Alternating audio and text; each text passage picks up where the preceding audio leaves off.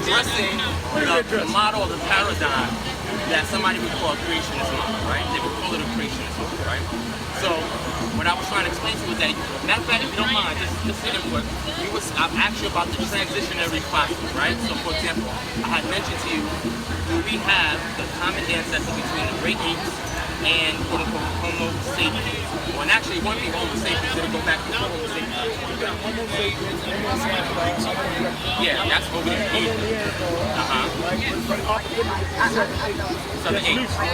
Yeah, so which Dr. Ben agrees with. So if we have the common ancestor here, and we have this split, where would Lucy fall? If this is a split that comes down eventually to Homo sapiens, this is a split for like chimpanzees, gorillas.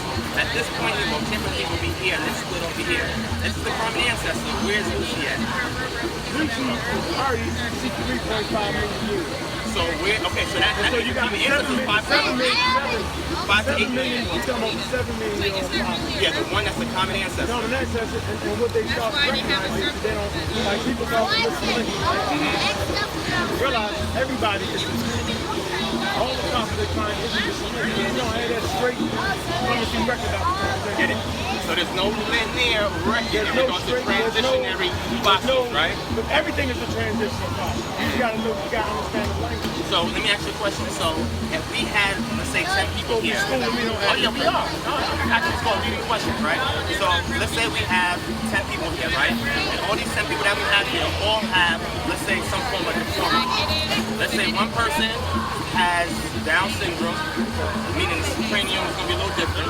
We have another person here that has, let's say, was born with no legs. This person here, right? You have another person here whose skull is much smaller, right? And they have any kind of skeletal disease, right? So we had several people here with skeletal diseases, and they all died in different periods of time, same spot. Are you telling me, if you look at that record, you saw this transition, would it look like a transition? Homo sapiens sapiens has, because you know, mutations can be positive and negative. Yeah, but Homo sapiens sapiens has, remember, I don't know if you see that particular thing in the natural history. No, you're schooling the white boy. Schooling the white boy, right? And what you see is, right, it's certain things that make Homo sapiens sapiens. And then sometimes, right, when you look at these transitions, things are so close, and then things are like it's called interbreeding, right? That there is no clear-cut answer to what you're trying to get. There is no clear-cut answer. And that's what they're starting to understand that's being now. Honest. So that's why we have a theory. Yeah, they're starting to, no, that's where you messed up the theory. No. Because let me ask you a question. When we look at anthropology, in regards to fossil remains, is that an exact science or inexact science?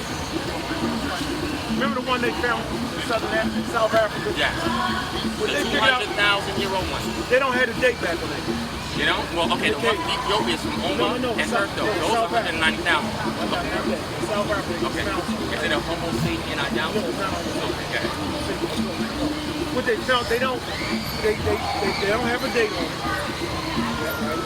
And what they figured out is it's a lot of things mixing in this cave. Whatever it was burying the dead in the cave. When they say the fossils, it's a lot of mixing in. And so at the end of the day, what we're going to end up really finding out that it's like in nature anything, that there, whatever you get, like different, we call ranges. Whenever you come in contact with ranges, you'll find mixing. So we came in contact with a lot of different ranges, and that's what formed us. Coming in contact with a lot of different things, form different aspects of what Homo sapiens is. Now, when you say different things, what are you referring to? Different hominids. So you said it was interbreeding between various hominids? Yes. Of different species? Yes, that's why you find the A00. You know, where Ali kind of messed that up. The A00 is some archaic. Yeah. Right? That's before Neanderthal. Yeah. Homo Neanderthal mixed in. So it's a lot of interbreeding. They figure that out. When we look at Homo heidelbergensis,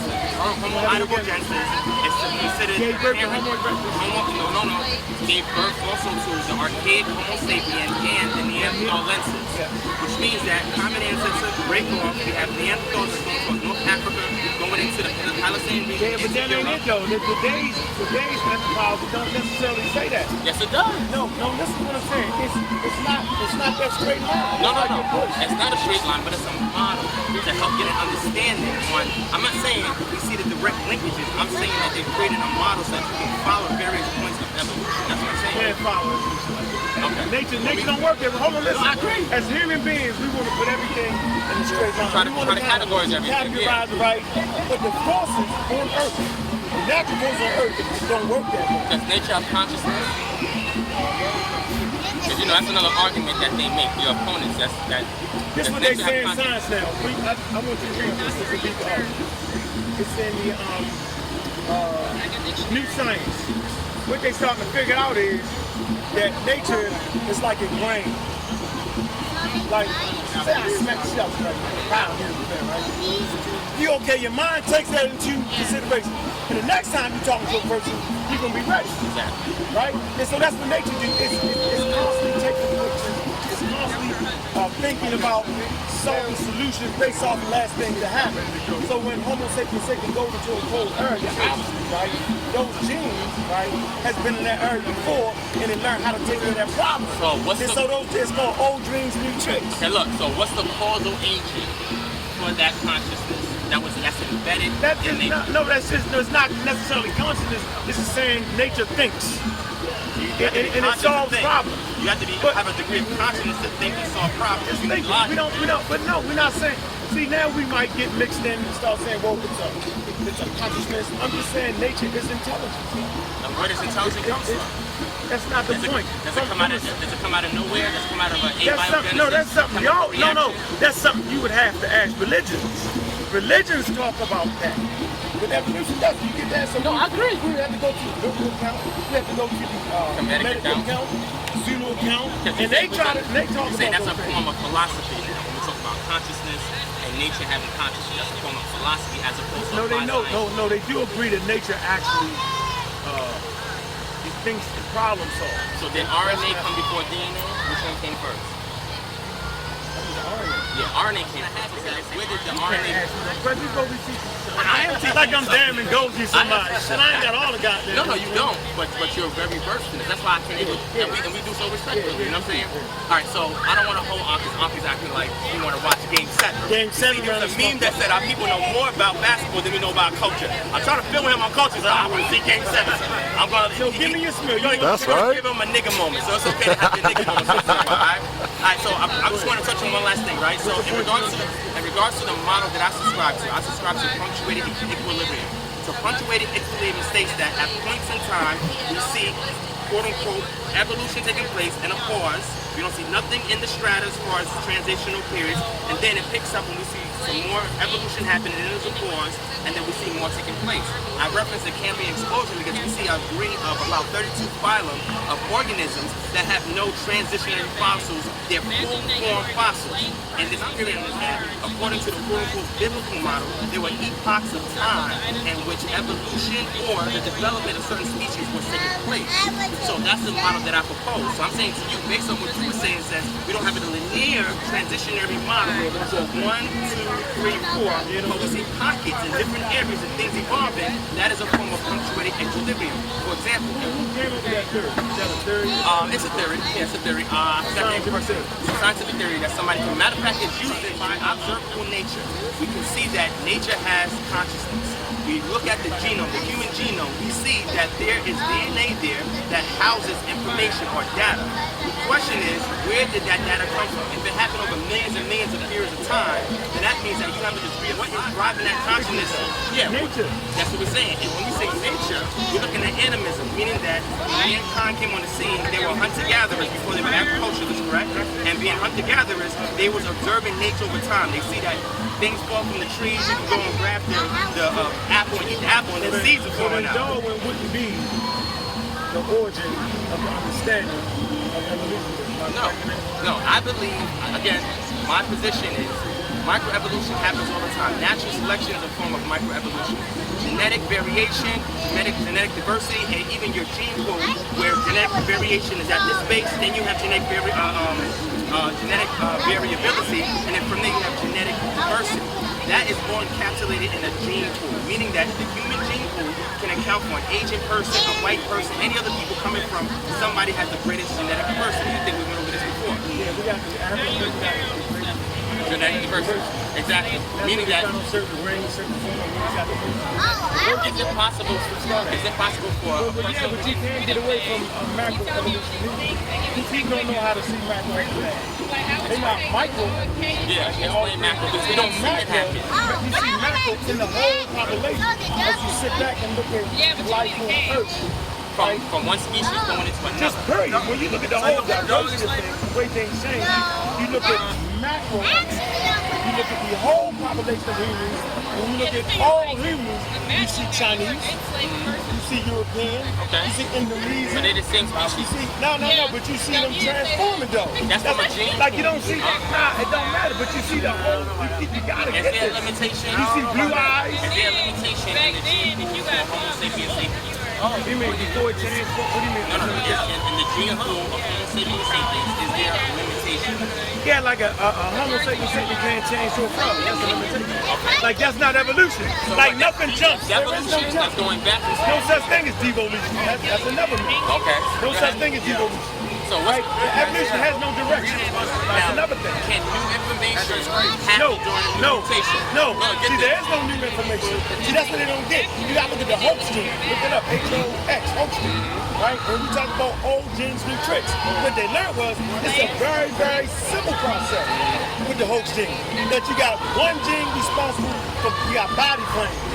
One gene responsible for your tail. One gene responsible for the leg. The next for your midsection. The next for your head. One gene. Very, very simple. Look it up. It's interesting how they did that. Did your ancestors have a tail? Let me finish. Okay, good. We got a tailbone right now. No, they have a tail. You have muscles connected Man, to your tail. wait a minute. Hold on. Wait a minute. Hold I'm asking you a on. question. I'm trying to tell you that if you look at the skeleton, Okay. you can't get away from it that you used to have a tail. No, you have a tailbone. That Why would you have a tail? tailbone you didn't have a tail? Because you have 7 to 9 muscles that are connected to that You do edge get of that that though, wait. tailbone. You do understand that there's no use for us. It's almost if you don't, and next they say if you don't use it, you lose it. That's an There is assumption. no need. You can look at it. You can look at the nerve endings at the end of your spine. Here's the best Oh one. yeah, that's a vestigial. Is it a vestigial organ? Vestigial organ is an organ that over time, because it wasn't being used, right now today it has no functionality, such as the tonsil. No. The appendix does have a function to it. They figured it out. Oh, I know what it is. Function is. Yeah, it but houses actually does. probiotics, and it helps us supply probiotics into the Correct. its gastrointestinal tract. Yep. All right. But it's being called a vestigial. I don't know why I can't say it. A vestigial organ. You got the vestigial. A vestigial organ. Now your tonsils. Does your tonsils have a function? Yeah, they got a function. They might not know what it is. I think. So when you go to the doctor and they cut it out, you ask the doctor, does this have a function? The doctor says, no, it don't. Appendix, they take it out, they say, no, it has no function. Everything has a function. Everything has a function. So when you say you don't use it, you use it, right? Yeah, so you don't use it. So when human beings decided to start standing up, there was no need for them to have a tail so that they could swing in trees. That's what you're saying? No, that's not what I'm saying. What I'm saying is that when they found out that human beings do not descend from knuckle walking apes. You gotta get that straight. No, so that's great. So we never came, whatever it was that we came from, right? It wasn't walking on all fours. But we was always walking on fours. you know what it was? It's not about if we know what it was, it's that we study body. And I talked about the tailback fish. And if you look it up. It's called the inner fish. That's a book reference for y'all. Inner fish. And it's amazing. You'll see that they got the shoulders, right? The shoulder blade, the arms, the hands. Same thing. Why?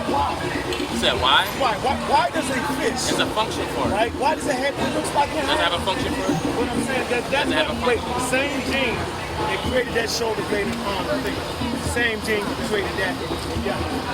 So you can show that. Yeah, that's easy. Look it up. It's called your inner fish. Same gene, he said. Same gene. That fish. And that fish. We have the same gene today that's responsible for producing our. Yes, let me give you an example for this. You can check this out with science. Y'all look it up, right? What they did was, in the hoax, they did an experiment, right? It's called the gene is called the islet gene. And what they did was, when they figured out that one gene is responsible, very simple, genes are responsible for different things. They said, well, how can you prove that? So they did this experiment in England, right? They took the genes from a mouse, eye gene from a mouse, and they put it in It's a mammal, by the way. It's a mammal. hold on, it don't matter. Animals breed. Watch this now. They took the gene from a mouse, this gene from a mouse, and they put it in the fruit fly. So if the statement I just said was true, then that same gene that makes the mammal eye work for that mouse should work in the fruit fly. And they put that gene in there, and guess what? Fruit fly can see. So hold on, it just simply proves, right, that the same gene that makes your eyes work is the same gene that makes all animals. Now, in order Nature is very simplistic, and that's an experiment. So that ain't even up for so wait, so here's the question. HOX gene. I'm just Okay, giving look, you you got something. it. You got the reference. So now the question is this.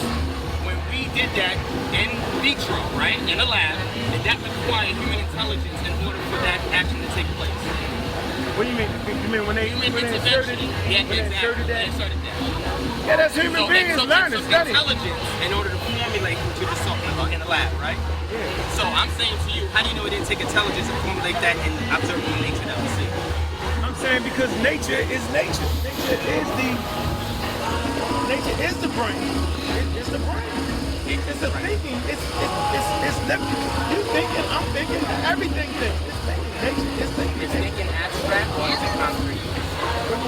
Okay, so consciousness, is it limited to just what goes on in neurons in your brain? Or does it have a degree of abstractness outside of just your physical brain? Because the mind itself is not a physical organ of the brain. Yeah, the mind is not. Mind is not. So intelligence comes from the mind behind the chemical reactions in the brain. So in order for you to have abstract thoughts such as painting, music, etc., is that intelligence? Yeah, I think Does nature have that capability? all I'm saying is today, as of 2016, the scientists are saying that nature is like a brain, they problem solve. So that model when we was trying to act like that wasn't it, I can't say that no more. They're saying that nature actually thinks. So you're updated based on whatever you got to, because that's science. You can't stay stuck. I mean, science don't give you what you want all the time.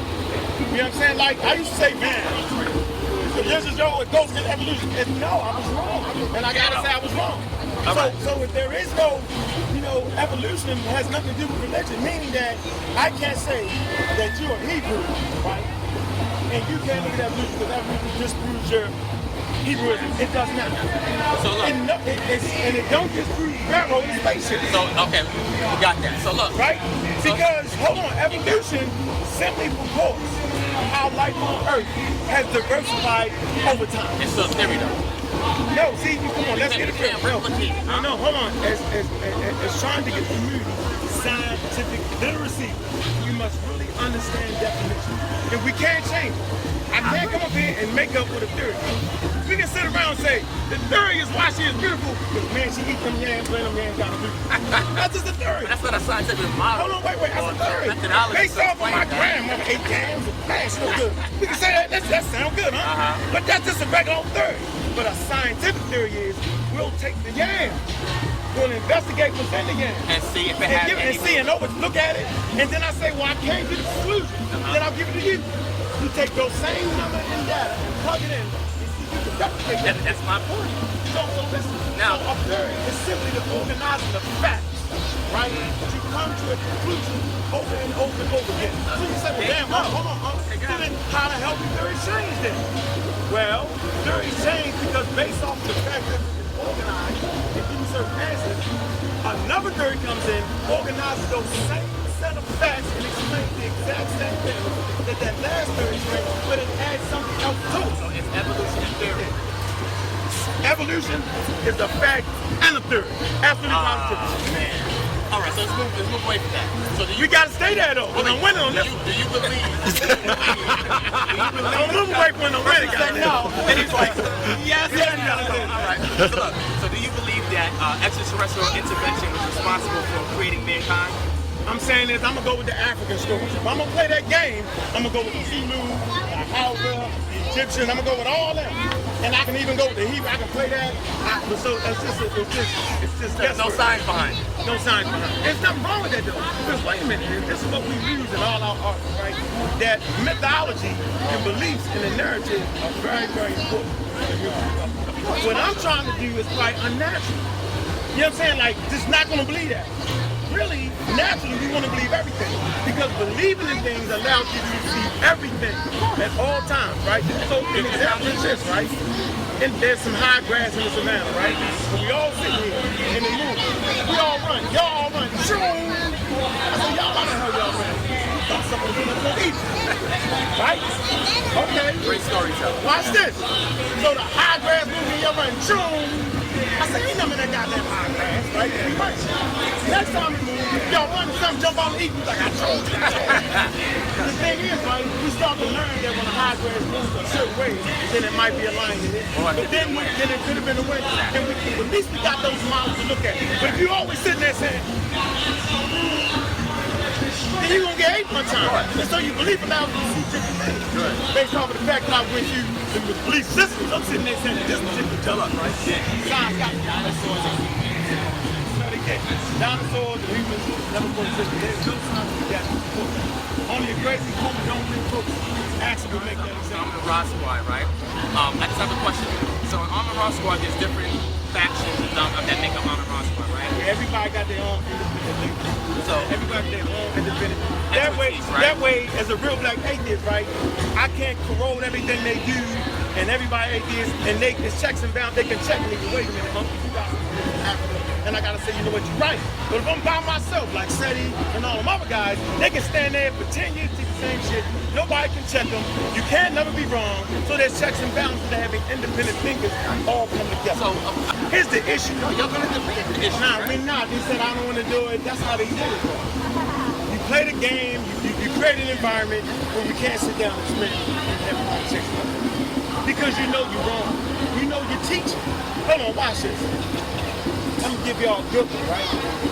African-centered people in the conscious community, right, cannot get mad if anybody was to say we come from home. Because there's nothing but animal adornment, animal acknowledgement, animal divinity in Africa. Everything, totems, Native American population, the bear, animals is a part of grasshopper, the bumblebee. Matter of fact, in Nubia, in battle, right? If you do something great, courageous, you get the bumblebee pin. Why? Because the damn bumblebee is courageous. You can fight anything. So that the fact that we run from animals shows the level of not understanding African culture. So if you say you African-centered, you get mad, right? Because I say, yo, we're connected to the ape or the gorilla, and you get mad, that means you haven't really studied African culture and you're front on everybody. So what about... Now, as a Hebrew, as a Christian, as a Muslim, y'all can say, we don't do that shit because the Bible don't espouse that. Then I can respect that. But I can't respect people out the community that claim they African-centered and get mad, right? Because Kaloon said he said all the time, We're about to get into jump for the pot is real. Kaloon, I'd be damned if Kaloon ain't a ram. So now we even coming from a monkey or ram. Well, it's different. He's not saying that we evolved from canoe, but canoe had intervention. So, hold on, so a ram has intervention on human development. Half ram, half human. Wow. How about the Sphinx? A lion and a human head. Right? How about Tahuti on the Egyptian book? The Rapids of Ani. What you got? You got the Ben bird, which is Tahuti, the scribe, right? You got animals, right? Man in the jackal head. Who else you got? You got Haru. You'll hear African-centered person say, there's no Jesus Haru. Well, I be damn, Haru's a damn hawk in a body. So how can you be mad at me? I'm simply transmitting the idea, the concept that African people have been doing for time immemorial. Which is what? Which is that animals, right, are an integral part of who and what we are. You got termites, right, building mud structures going back 23 million years. Human beings saying, that shit work. Let me go ahead and try that. Oh, this motherfucker gets soaked. What the hell is they making? Oh shit, it's some dirt, some water. There you go. Mud brick. Now we drive mud brick. Oldest structure. Now we might debate over where the oldest mud brick structure there. But I'm just saying, so you got the chimpanzee. Yeah. He hunt with a stick, eating fish. Niggas say, I'm hungry. That shit work. You ain't gonna say, that's a goddamn orangutan, I ain't doing that. Your wife gonna say, nigga, you better go get that fish, chop that shit up and get that fish. The baby's got this to eat. Yeah. Watch nature. So look. So even observing nature, any culture that you look at in antiquity, that's exactly what they did. Now, when you deal with literature, that's an abstract construct. We're not dealing with the anthropological record that shows you the evolution in regards to hunting, building house structures, getting buried. These are all things that are part of the lifestyle behavior of humans in antiquity. So nobody's agreeing with that. The theological labor to talk about the mythos on how those things came to be is another section in regards to anthropology. So I agree. So what I'm saying is, when I deal with science, I don't necessarily intertwine it with the text. What I do is that, wait. The text is not written to be a codified scientific book. So I take elements out of it and I say, okay, let me look at these elements to see it in science, and I can build a model to get an understanding of what they observed in their day and time, to formulate the mythos, the culture, the history, the legends, etc. that we see in observable nature today. Because that's what they did in their time. They didn't have all the tools that we had to do certain things. They were stupid. You can't live on the earth without science. You actually had to have some type of science. Of course. You perish as a people without science. Agriculture is a science. The Hebrews were hunter-gatherers and agriculturists. They lived in the time. I mean, you got, and we talked about this with Nubians, right? They was goat herders. Not no goats. Yeah, you talking about the mummy wrapped up in goat skin, right? They were goat herders. They was not goats. The Hebrews are the goat herders. Nubians herded a lot of cattle, a lot of other things, bro. Keep it a buck. All right, cool. No, and they were driving back. But see, that's not a negative thing per se, because it depends on your environment. Exactly. They use this environment. It's just a good joke. Yeah, I know. It's a good and y'all apparently figured out the joke. Good kid. That's the funny part, though. It was just always a joke. It was just being used. See that brother over there? It's another Kemetic brother. Every time I come out here, nothing but Kemetic brothers show up. Israelites automatically. Kemetic brothers, I'm always bumping to a Kemetic brother saying, Divine. No, Divine always I feel your work and this and that, because I'm not spooking you. I try to give an explanation in regards to anthropology to explain the literature and the text that I subscribe to. That's all. No, the only way you can find it is to read it archaeology. Do I not use archaeology? Last November. So you just jumped in and just started asking me questions? I always do that shit. You was watching. No, hold on, but I've been trying to get all the Hebrews to just look at the archaeology, right? And look at the DNA right? When you look at DNA, you have the African DNA coming in. That's what I'm saying. When did I say that we didn't come from Africa? I never said, I'm just trying to say, based off the DNA evidence. Do you believe that Hebrews believe, all Hebrews believe that we didn't come from Africa? I think it's retarded because all humans come from Africa. No, I'm saying. You get that point, though, right? I subscribe to that. I'm saying. Human life extends from Africa, according to Charles Darwin. So, I'm not Hold on. So, wait. Nah, I'm not, man. Oh, see, there we go. No, I got you. Okay, so I'm just saying, so if you're a Hebrew, if you're a Muslim, anybody, you come from Africa, then we can talk about it. All right, so don't lie, don't do that. So I like what y'all doing, because you're not denying science. So they're not denying science, then we can talk about that. And logic. I'm just saying that African people practice all that's what I was asking. African people. And have been an integral part of our African religion. people are spooky. That's what I'm saying. African people spooky as a motherfucker. You call Baba Haroon and she's spooky. Because you know you called in, they give you that work. So I'm asking. Oh, they give me that word. I gave me and they did. I was laughing out my chair. That was good, yo. You know what, though? I was telling you in the chat room, don't disrespect the elders, huh?